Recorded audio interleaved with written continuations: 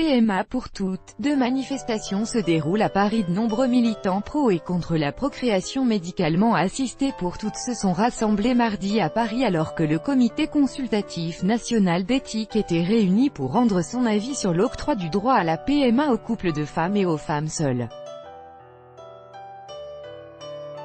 Deux rassemblements ont été organisés mardi soir non loin du Comité consultatif national d'éthique, CCNE, à Paris, qui a confirmé mardi matin son avis favorable à l'extension de la procréation médicalement assistée, PM, aux couples de femmes et aux femmes seules, relate un correspondant de Sputnik sur place.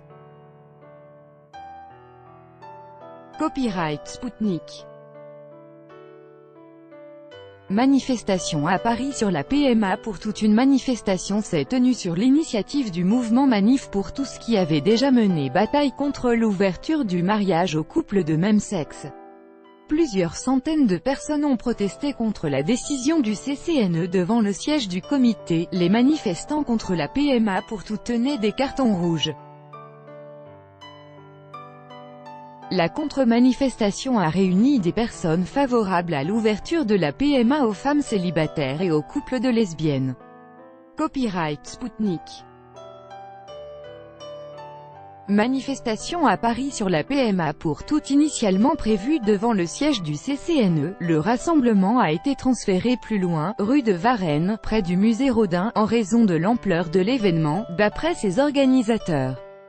Un groupe de pro-PM, Insomnia, avait mené une action dans la nuit du 24 au 25 septembre, la veille de la réunion du CCNE consacrée au dossier.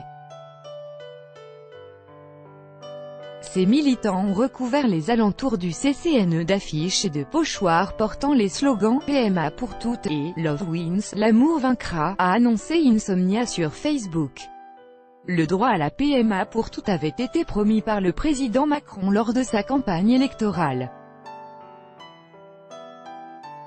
Le CCNE s'est déjà prononcé en 2017 pour l'extension de la PMA. L'avis publié mardi doit nourrir les discussions parlementaires sur la prochaine révision de la loi de bioéthique. Le gouvernement devrait présenter un projet de loi approprié avant la fin de l'année 2018.